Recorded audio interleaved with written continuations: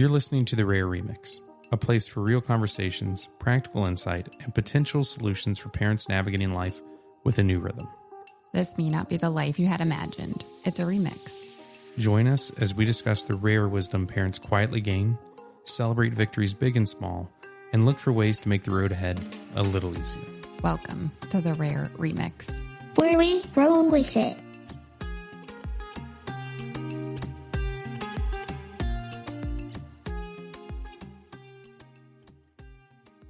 All right, we are here with Allison and Brendan, and we are in our setup is actually very comical right now. We're in our hotel room with the ironing board out and the mics on, but we're excited to have you guys. Thank you for being on. Yeah. And maybe you just want to start by kind of introducing yourself and talking about your family a little bit. I'm Allison from New Jersey, and our daughter Claire was diagnosed with Rett syndrome in 2020. So it's been 6 years. We live in Jersey with Claire and her sister Anya, who's 12. Very typical suburban life, dealing with two kids with vastly different interests who are running around all over the place in our car, eating dinner in the car. On the way to practice. Yeah, on the way to some practice or set therapy or something. But it's a good life. Yeah. It's, like you said, a different life. Yeah. And I'm Brendan. We have Claire, who just keeps us on our toes every single day of the week, every single month, every Always minute. something new. Every minute. Keeps things exciting. Never a dull moment in life. However, she's such a happy little girl. You look at it, you wouldn't want to change anything. Yeah. And I know you were diagnosed during COVID. Can you share about that experience and what that was like? Yeah. So no one ever mentioned Rett in any of our doctor's appointments. Claire was delayed, always like global developmental delays. She'll catch up. She was 3, and we started going to like developmental pediatricians, trying to just get something on paper because we knew for an IEP we needed something. We couldn't just have her have delays. They wouldn't give us the services we needed. And we were thinking it was probably something related to autism. And we started going to doctors, and she did slide back in her skills when she was like 3.5, which was a pretty late regression time, we found out. And March 2020 hit, and she actually turned 4 2 weeks after the world shut down. So her birthday is also in March. And we had gone for blood tests with the geneticist like early February, I think. And they called us in May 20th, 2020. Never forget that day. Yep. And they called, and they're like, your daughter has Rett syndrome. Like, we have PTSD from this. They just called and like blurted it out. And we're like, God. We don't know what that is. We didn't know you were testing for it. What are you talking about? Can you tell us? She's like, well, don't Google it. Don't Google it. And we're like, is she going to die? Like, what are you telling me right now? Like, we're like sitting at the table, like he's at the kitchen table trying to work, and we're like crying. So that was the first, obviously the first couple of weeks, everybody's home, and for them to just call, and she goes, I got this call. You want to just sit in on this call while you're home? I said, absolutely. So they start going through, and they just say, oh, so your daughter has Rett syndrome. And the first thing they said was, don't Google it. And it's like, okay, well, what's the first thing you're going to do? Because how else are you going to find anything out? Yeah. I mean, in the grand scheme of things. So she goes and Googles it. I actually went back to work and just worked the rest of the day and said, I'll have to get back to this one afterwards. And then by the end of the day, we had a lot to talk about.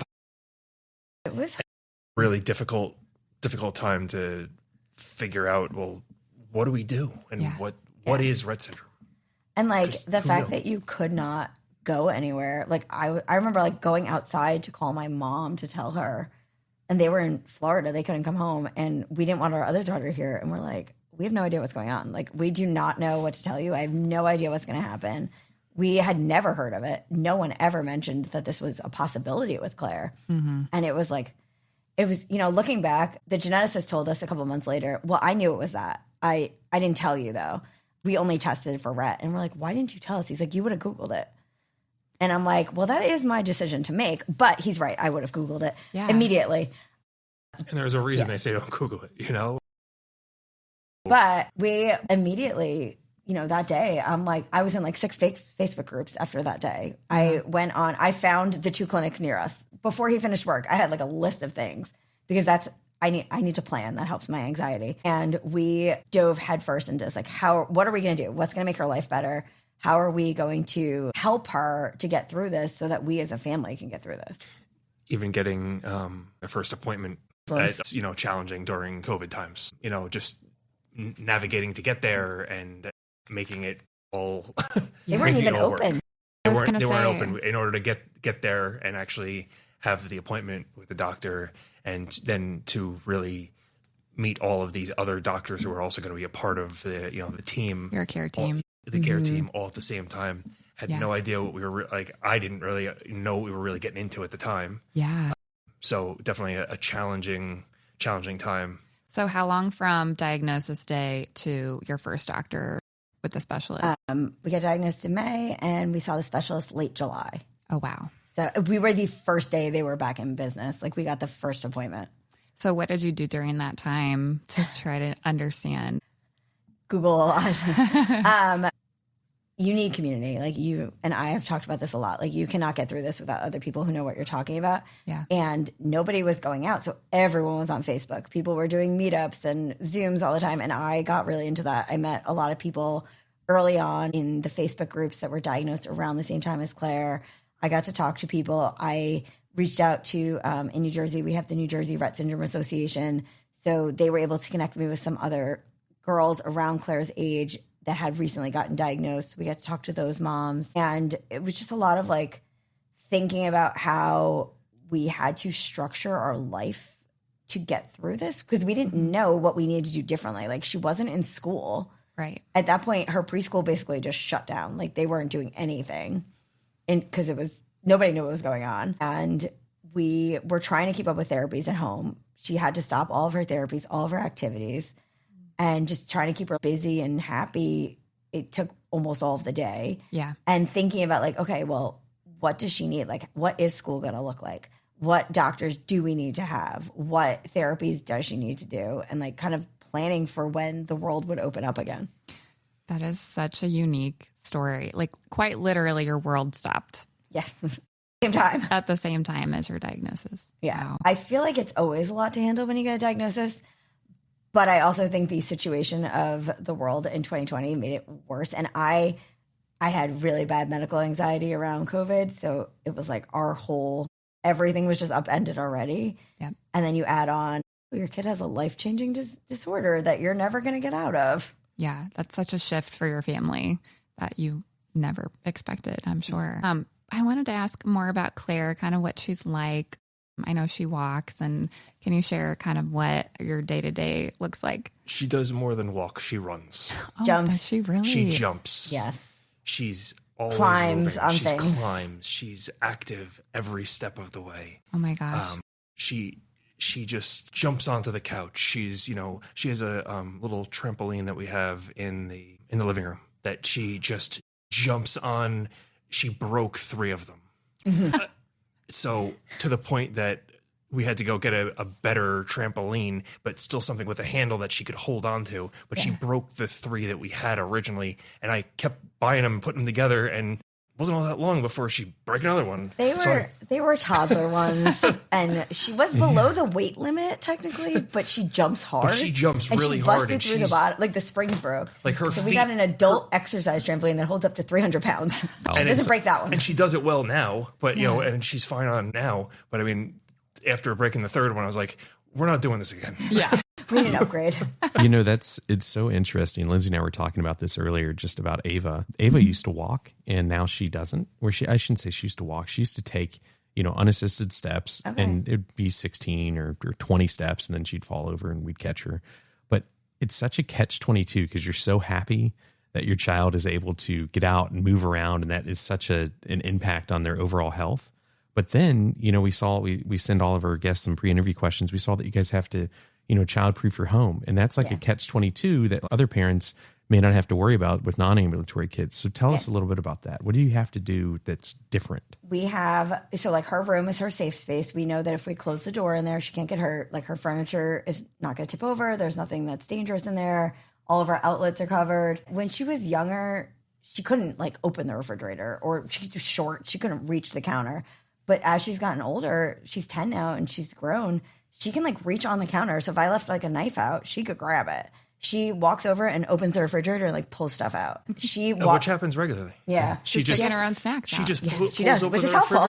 Pulls open the refrigerator, and she just looks inside, and I hear like rumbling around from the other room. I was like, Claire, what are you doing? So how much monitoring does that require? I would say 70% of the time she's independent in our house. Like we obviously keep an eye on her. Sure. But she's pretty good. We did, however, a couple of weeks ago, we have a screen door and our regular door in the front yard, and we didn't realize the screen door didn't latch closed. And he was getting ready to leave with our older daughter. And I'm like talking to him, I go, where's Claire? And like, we often lose her in the house because she's very good at hiding. She hides in our shower and stuff. And we're looking all over and we look and she's standing outside next to his car. She had just walked through the door because it wasn't latched. She just like pushed it. No, our older daughter was already in the car. And she was waiting for me and I was getting ready to run out and grab her so we could go. And I said, where's Claire? Yeah. I'm looking around, couldn't find her. And she's starting to freak out. And I look outside and I hear our older daughter yelling, Claire, you're not going with us. So we learned we need to make sure the door is closed all the time. Yeah. She's definitely, I would say, she's a little bit of an elopement risk. Like when we're out in public places, she's definitely she's usually strapped in her stroller. I want to make sure that she's not getting up and walking away. Uh-huh. But she also I don't know if she would run away. Like I don't worry about, like she ran, but she's standing by his door. I wasn't worried about her running into the street. Or running away. We have to keep an eye on her for sure. And you're like you said, it's like, everyone has their hard with Rett. There's just different hards. Yeah. It's great that she's mobile. She can stand up when I have to change her diaper. She can walk around places. She gets tired easily. We have a stroller. Yeah. But, it's also then I have to worry about her moving around places that I don't want her to. So one of the things that I found when we were applying for state benefits and the waiver program and Medicaid was Ava's not on a G-tube, but she does have rescue meds for seizures. Mm-hmm. And so that was a qualifying factor, was the rescue meds. Has her being so mobile impacted your ability to get resources? Yeah, I will say so. New Jersey is very different when it comes to Medicaid and waivers than a lot of other states. We actually don't qualify for anything. Oh my gosh. Yeah, there's no waiver program, and Medicaid is completely income based, so we don't qualify. But we had to go through our insurance for an adaptive stroller. And the first time when she was 4, we got one, no problem. And then we just had to upgrade because she grew. And they denied it 4 times. They said that she was mobile and she didn't need a quote unquote assistive walking device. And I'm like, it's not a wheelchair. I understand that. I'm like, but she can't walk all the time. And an elopement risk is not a reason to get it approved for insurance. So we had her PT write letter after letter of she cannot walk that far. She needs this device. We eventually got it approved, but it was a process. Yeah. Wow. That's what I found talking to a lot of parents. We're at a wheelchair dance class where we're at, and it's a catch-22 because you need to be able to access these resources, but you also want your kids to be as healthy as possible. Yes. And it's like you're in this weird zone where you need the assistance, but the system isn't built to help you. Yeah. New Jersey's waiver is for medically disabled kids, but you have to basically be really, really sick. You need to have a trach or G-tube, nursing care 24/7. I'm like, thank God Claire doesn't need that. Yeah. But also I'm not a rich person and you're making me pay for everything out of pocket. Yeah. I know Claire loves to swim. So how does her mobility, do you have any safety precautions can she swim on her own, or do you use any safety equipment for that?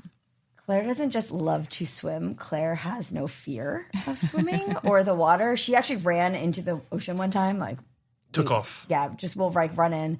She does not realize that she can't stand. She tries to run. So the second we are near any water, pool or otherwise, she has a life vest on for sure. She constantly has her life vest on. Even if we're just sitting in our chairs at the beach eating lunch, she has her life vest on. Yeah. And then she, over the years, on and off, we've taken adaptive swim just to get her to try to learn the skills that, God forbid she fell in or something. Yeah.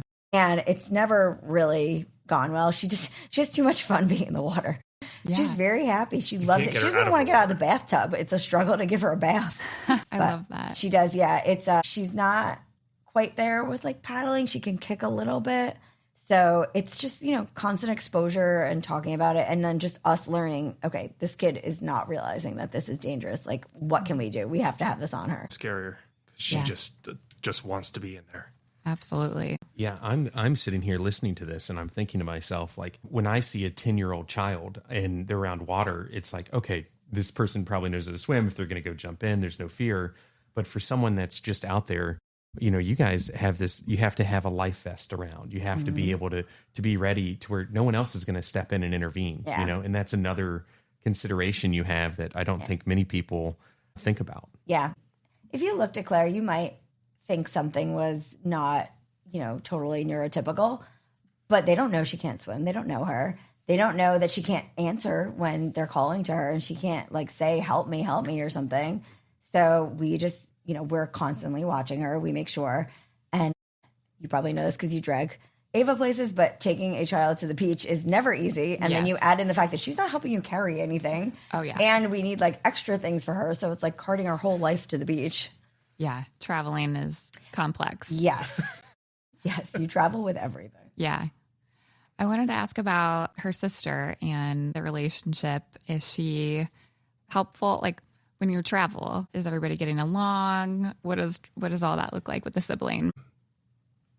It's funny because there are times where there's definitely a love between the two of them. There's also times where Anya just is mad at whatever that Claire is able to do and she's not, or whatever the case may be, or Anya goes to get a snack from the kitchen when we're watching a movie, and Claire goes and jumps in her seat, and Anya comes back and says, "Claire, you stole my seat." And instead of Claire just looking at her, she starts laughing. Yeah. So she knows exactly what she's doing. Sounds like typical siblings. Yes. And that's actually exactly what I said. I was like, you know what? That's what a normal sister should do. Yeah, absolutely. So, they're very take different that, too. So I said, take that as hey, that's actually a really good thing. Yeah. It's really, really neat to have that where it's not something you would normally see out of Claire. Yeah. They're very different children.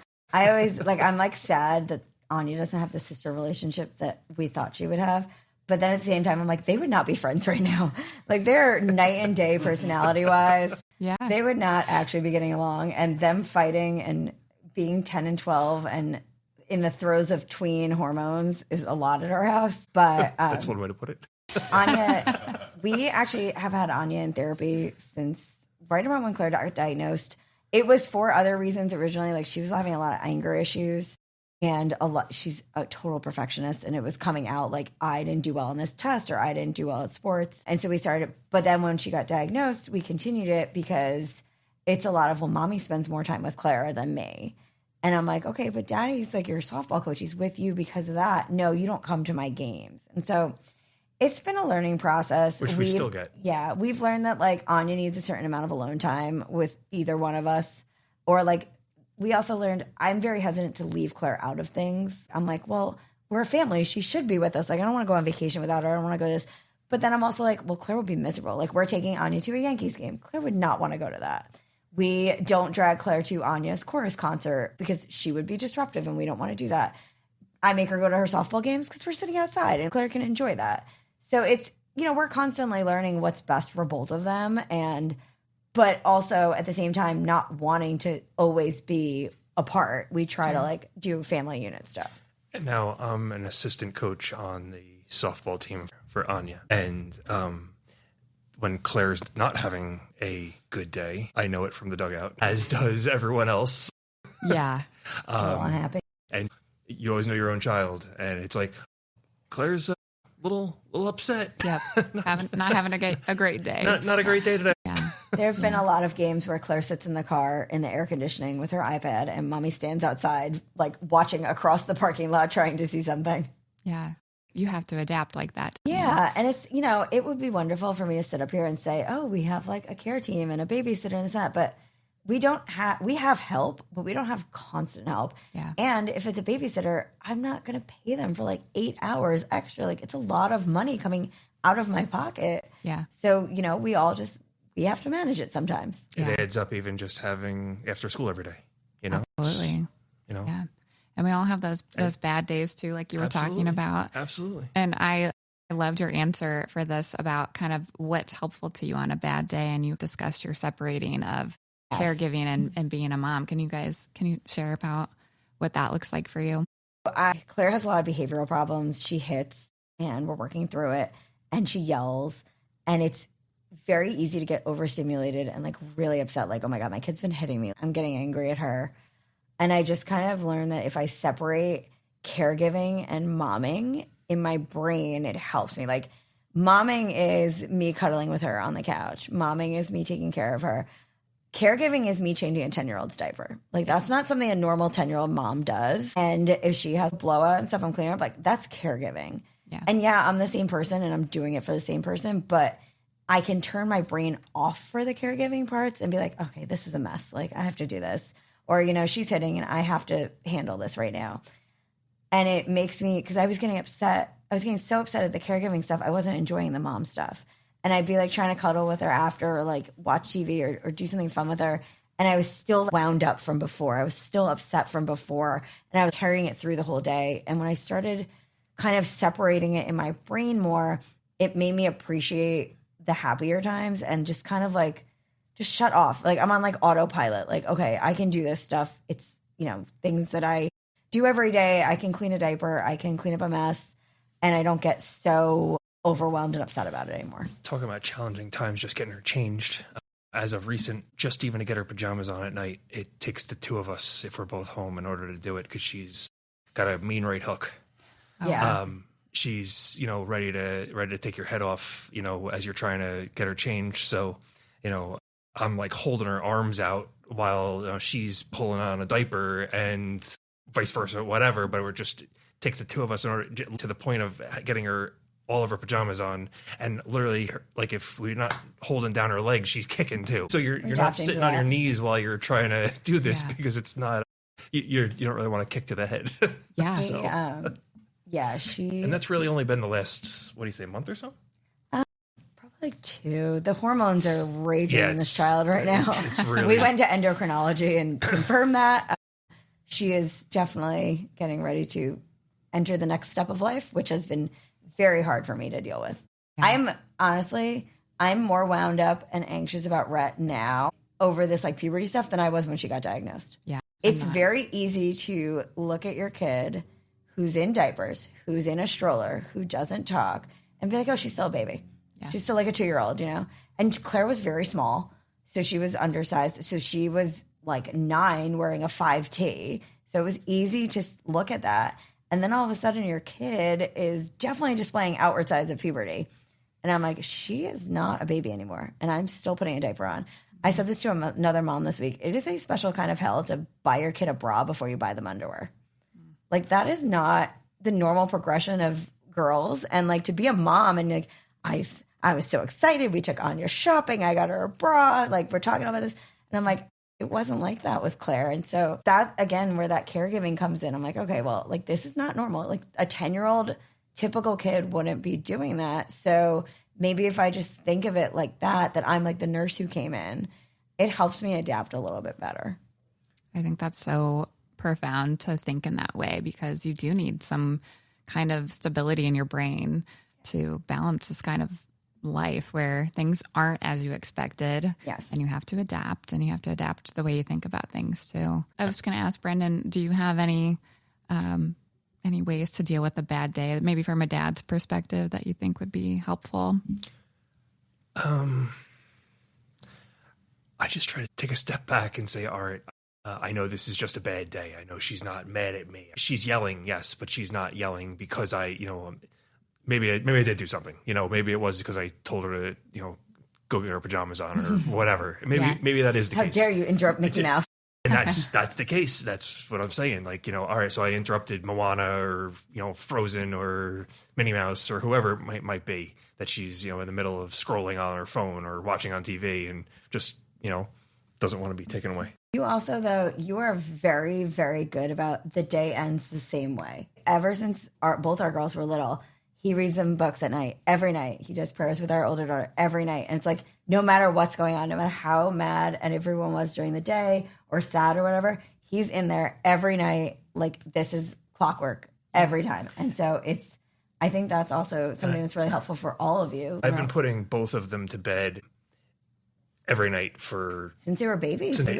For whatever reason, I just sort of, got them both. And sometimes, it's different timing for Anya to go to bed and Claire to go to bed right now. And when we're both home, we make that happen where she's grabbing stuff for Claire while I'm trying to get Anya in bed. And when she's, working at night, couple nights a week like usual. When she's out, it's just a little more juggling in order to get everybody in line and get everybody there and get them in bed. But I read to them both, and obviously very different books, but read to them both, and just wind down at the end of the day. And now Anya doesn't want me to read to her anymore because she wants to read to herself. But but the routine helps. No, I think the routine helps Claire, and I think it helps you.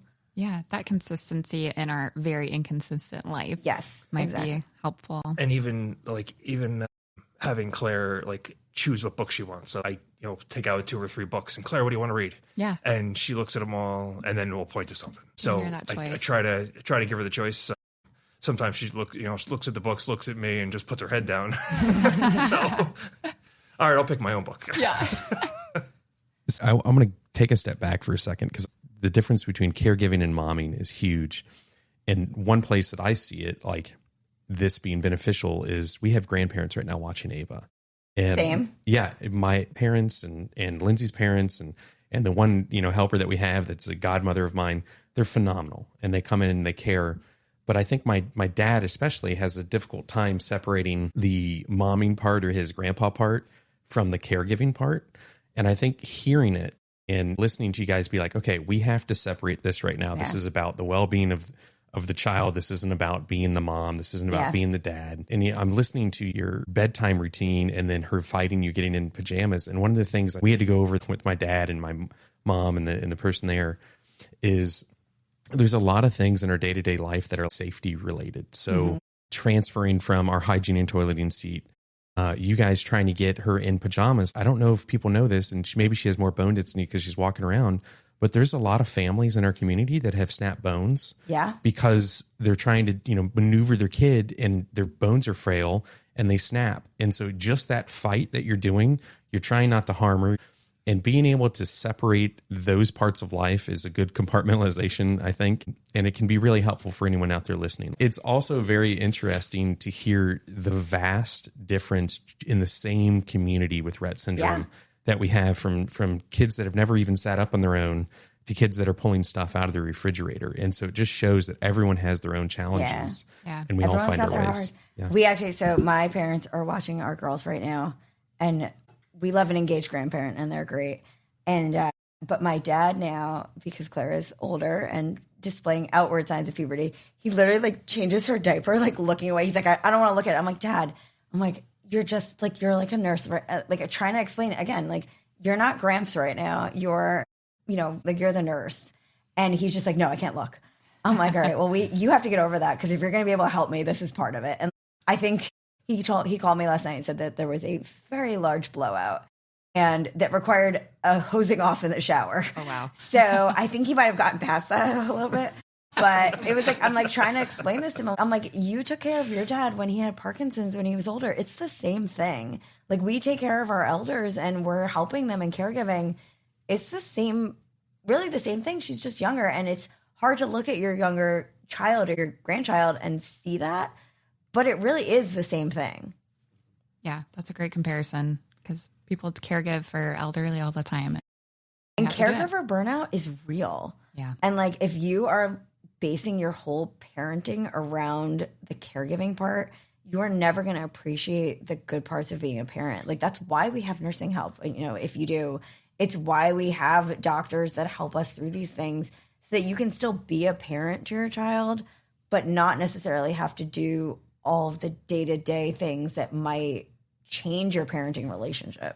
Yeah, I think that's well put. Related to this, I liked that your answer about something that you have become unexpectedly good at. And you said changing a diaper one-handed. It's getting harder. I can change a pee diaper one-handed. Don't ask about that. A dirty diaper is another thing. I've ripped a couple because we use pull-ups, so it's really hard to pull it. But I will literally hold Claire's both hands behind her back in one hand, so she doesn't hit me, and trying to yank up the other one. Which goes back to why I say it's just a lot easier to get her pajamas on at night with the two of us. Yeah, it's a two-person job. Yes. Yeah. She's we are very thankful that she stands for diaper changes, because it could be a lot worse. Yeah. I actually met a mom online who told me she can change a poop diaper standing up. And I was floored. I was like, tell me your secret. And she's like, kind of describing how she did it to me. Yeah. And I'm like, that would never work with Claire. That would just, consistency is everything. But I was floored that she could do that. I'm like, that's a skill I would love to have. Yeah. And I know that you're pretty active on social media and you share out a lot of solutions to other families asking questions. Is there something maybe that you guys have asked recently that you got a really great answer back to? Gosh, I ask things all the time, especially now that we're transitioning to this puberty stage that I don't know about. I literally asked, where do you guys get bras for these kids? Like, what are we using? What's comfortable for them? I asked, we're traveling to Ireland later this summer. I posted, I'm like, who's from Ireland? Like, tell me where to go that's accessible. Like, I don't want to get somewhere and realize she can't do it because there's no accessibility. We've asked for tips about flying. We've asked for tips about, driving in the car long. We had to switch now. She outgrew a typical toddler seat, like a 5-point harness. She's too heavy. Yeah. So we had to get, we're working on getting an adaptive car seat, but they also, because she can sit up straight, they have like a harness system. And so I asked some friends in Jersey whose daughters are mobile who have that. I'm like, well, which one did you use? Like, what was helpful? And, social media is what you make of it. I'm not taking medical advice from people who aren't doctors, but no one knows a Rett community like Rett parents. Like, these are things that you should farm out to social media. Like, tell me the best brand of diaper. Tell me your favorite, toothpaste that this kid uses. Anything like that, I always find so helpful. And if it is something medical related, I will kind of look at that. I'll be like, I'll go to our doctor and be like, okay, so-and-so has similar display of Rett as Claire, and they're using this drug. Like, do you think that would work for Claire? Yep. And social media is such a great tool. I think that we are so valuable. And talking with some other of the older parents that didn't have social media, it's very interesting to see how it is how I got to know you. Yes, exactly. So we had our little diagnosed around the same time group, and we all shared things. And it's funny because we had that group since 2021. Mm-hmm. And we went from sharing things about formula and diapers to sharing things about puberty and kids getting their period the first time. And it's to see all these girls grow and to still be doing well. Like, all of the girls in our group and all these parents that we've become friends with, that we've met sporadically over the years, and to see their girls thriving. And, I always say, I always look to you because Ava is in a typical classroom and she does so well with her AAC. And that's something we don't thrive with. And I'm like, well, my friend Lindsay, she does this and her daughter can do that. And my friend Savvy in Arizona is in a typical class, and this is how they test her and stuff. And I'm like proud of these kids, like they're my kids, Yeah, I know. It is like a family that you just kind of join Nobody in. knows a Rett mom better than a Rett mom. Absolutely. Sorry, Rett dads. No, that's fine. I have to say the harness thing, I was talking about carryover within our group, but there's other, rare disease communities out there and children with complex needs or adults with complex needs that there's overlap. Yeah. And so I think that we gravitate towards Rett. I'm friends with a guy at work whose son has CP, and we share things all the time. What we're trying to do with this is to bring everyone kind of towards one area so we can share these resources. So last night we're out at the dad's thing, and we are golfing at this casino that we're at. They have a fake Top Golf. And I was talking to someone that was newly diagnosed. They'd been here, they were diagnosed 8 months ago. Oh my gosh. And then they came to Ascend? Yeah. That's a lot. I was having a conversation with him later on. And then there's also a dad that I'm with that has a girl that just graduated high school. Yeah. And so I'm talking to the newly diagnosed. I'm like, hey, this is probably the worst thing that's happened to you or your family, but it's also the best thing, right? Because it truly is, right? We get perspective. But then I'm talking to the dad that has an 18-year-old, and he goes, it was so bittersweet to walk her across that stage and have everyone applaud. Yeah. But then he goes, now what? Yeah, she didn't graduate. She's still in school. Yeah. But what comes next? And so that's always the thing is, you're talking about puberty, we're leaning into the community. Someone's been through it, right? And we can always get these resources out. But it was so interesting, just the dynamic of newly diagnosed, daughter just got out of high school, now what, Yeah. One of the people we lean on a lot is the president for New Jersey Rett, Leslie. Her daughter is 2 years older than Brendan and I are, and wasn't diagnosed till she was 13 because they literally didn't diagnose Rett before that. And they didn't know about it, and they just thought she had autism. And I we'll ask her things. And like some of the stuff's not applicable. Like she'll tell me like things that happened when her daughter was in school that just don't happen anymore. But just to look at her and see her doing well. And there's a woman, Edie, in our group. Her daughter is in her almost 60. She still walks around our strollathon. Oh, wow. And I'm just like, like when we first got diagnosed, the older kids scared me. I'm like, oh my God, is Claire going to be like that when she's 45? Like we'll have a cure by then, right? Like we're going to just, and now I look at it as inspiration. I'm like, you know what? She's still walking at almost 60. Claire can do that. If you think about how fast medicine is changing, how much has changed since we were in Denver 2 years ago to now, and what's going to come in the next couple of years, like that hope of what's going to be in the future. It's like I kind of see the older people differently now. And I love talking to the parents. I love hearing about the history of IRSF and how it was IRSA before, and how these families that across the country, across the world, who didn't know each other, found each other pre-Facebook. Yeah. Found each other and were able to bring this community together. I'm so grateful that they did that. Yeah, I agree. It's life-changing to have a community.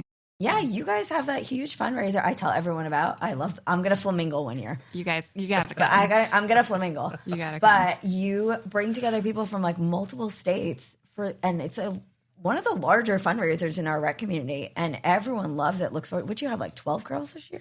Yeah, 11 or 12 families came. Unbelievable. Unbelievable. Yeah. It's amazing. I think it was from ages, did we have, was it a 3-year-old was the 3 youngest? to 3 to 58. Yeah. Wow. Unbelievable, right? Yeah. And every parent's dealing with the same thing. They're all dealing with it. I am in a lot of Facebook groups just for special needs. Like we have a township special needs group. We have a county one, a state. And yeah, it's not all applicable to Claire, but they're all dealing with IEPs. They're all dealing with medical issues. They're all dealing with, I need a medical stroller or this or that. And I can learn from them. And, they can learn from me. Like, not everything, but I can still get pieces of information that help. And it's all just a tool in your toolbox. It is. Yeah. Well, I like to wrap it up with just one question about this kind of remixed life is what we're calling it, and a superpower that you have gained from living on this journey. You want to go first? Go. Superpower I've gained. I am able to tune things out. So like she will be screaming and I just don't hear it. It's like a gnat buzzing. It just doesn't, I don't hear it. I will throw out, even if I have music on, like I don't hear her over it. I hear her if she's like, in danger screaming. But if it's that like upset, or like if I'm listening to Mickey Mouse for the 4,000th time that day. Yes. Or like the same Tony's character over and over and over. Yeah, I don't hear it anymore. I'm able to tune it out. It really does not bother me. I need that superpower. Yeah, it's many Mickey Mouses of practicing, but it has been helpful to kind of be able to tune out the noise and just think about things in my brain that are different. Just some comedic relief here while he's coming up with his answer.